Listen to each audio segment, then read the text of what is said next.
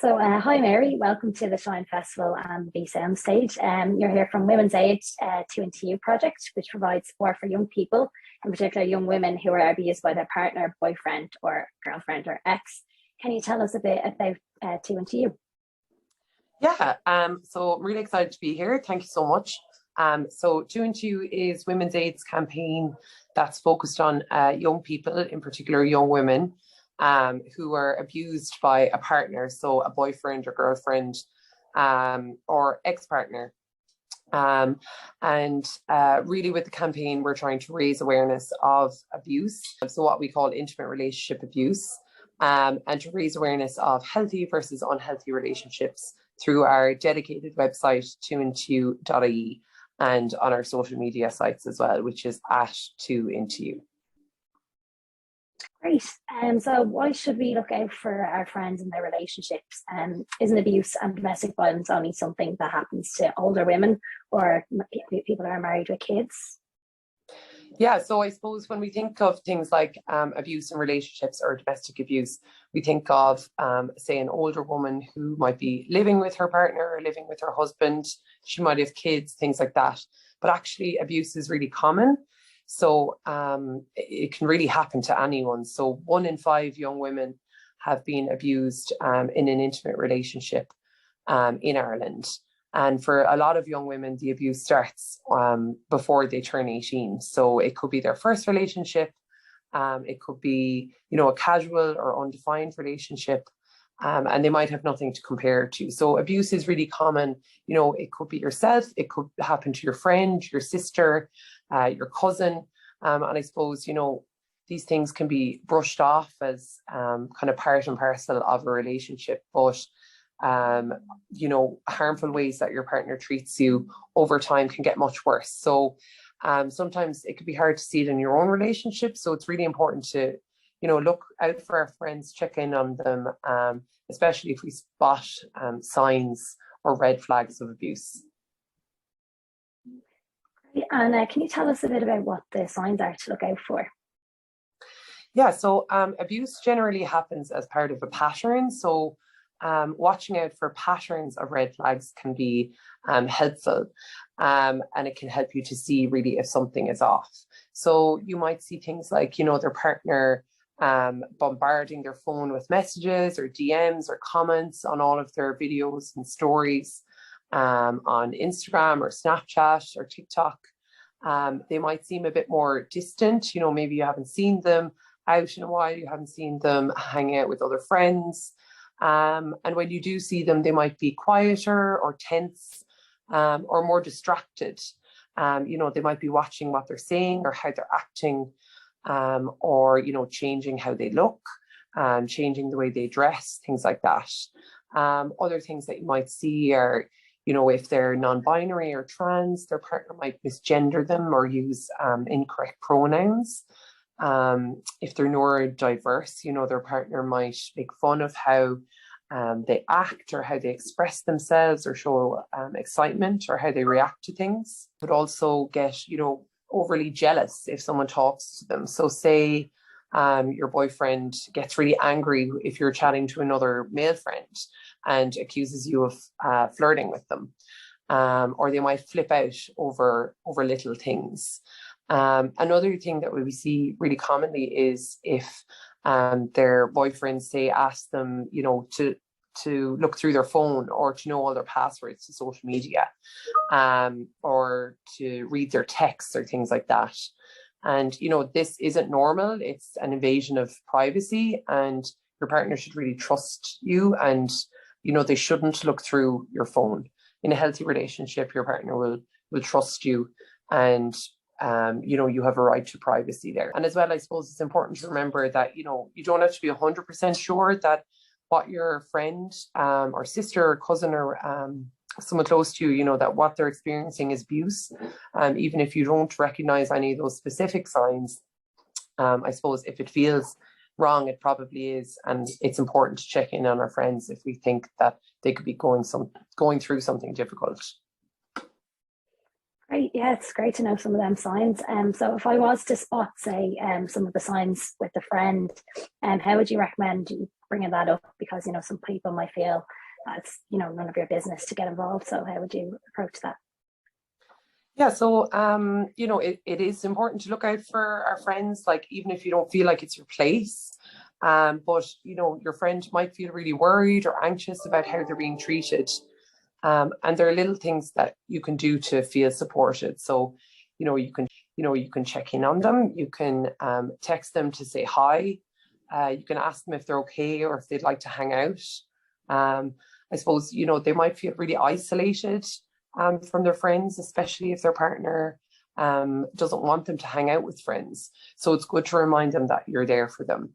And can be really helpful as well to talk to them in person, because asking them about their relationship over text could be dangerous. So, it could put them in danger if their partner asks to look through their phone.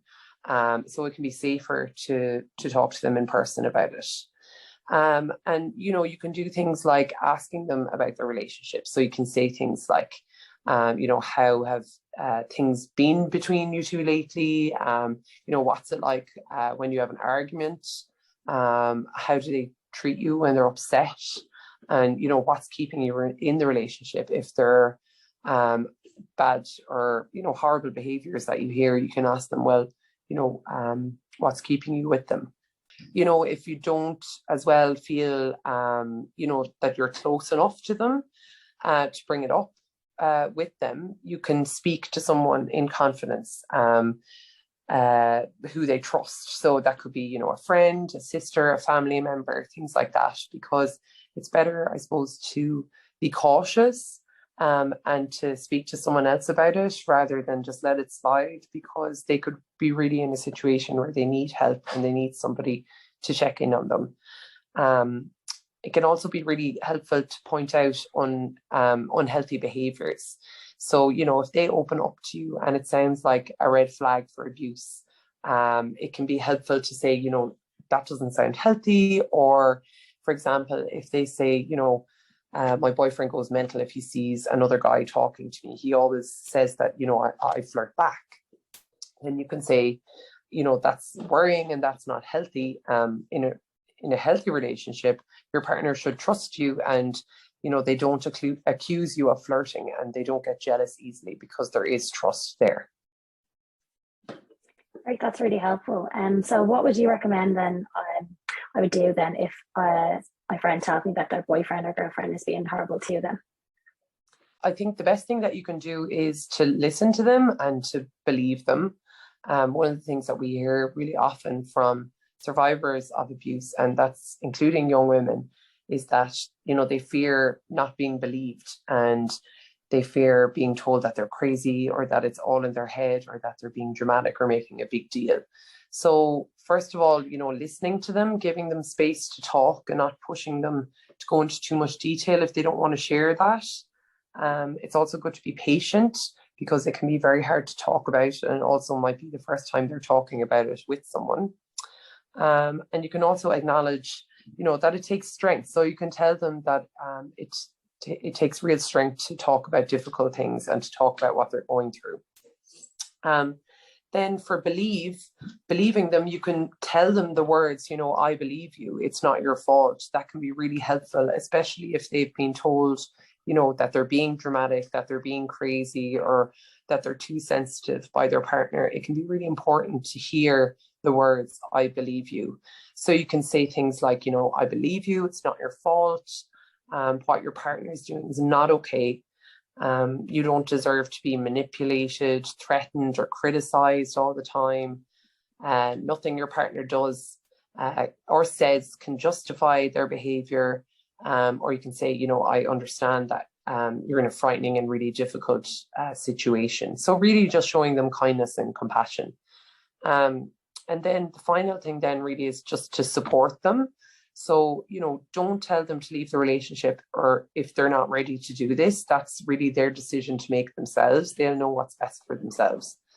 You can also, encourage them to express their feelings, whatever they are. They might, feel resentful. They could feel confused or angry or upset. So it's good to give them time and space just to process that. Also allow them to make their own decisions. That can be really important for their sense of self and their self-esteem. And let them create their own boundaries of what they think is safe. Don't urge them to do anything that they're not comfortable with. And I suppose just to take your time and to just remind them that you're there for them. Great, that's really helpful, especially kind of knowing what to say. So, would you have any other practical tips on how to support a friend in that situation? Yeah, so we have a healthy relationship quiz on our website, 2andtwo.ie. And there's 10 questions there, and anyone can go on and take the quiz, and it can help to think about your own relationship. It can also help you if you want to talk to a friend about it, but you want to bring it up in a different way. You can tell them about the quiz and they can do it in their own time. And it just gets them thinking about their relationship, if it's healthy or if it makes them feel slightly uncomfortable or anxious. So that's at 2andtwo.ie. And all the warning signs I spoke about as well are available at the website, as well as our Help a Friend page, which has details of talking to a friend, starting a conversation with them, things like that.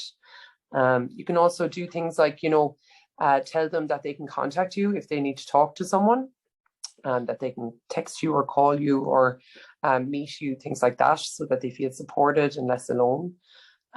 You can, give them phone credit if you're able to do that, so that they can make calls in an emergency.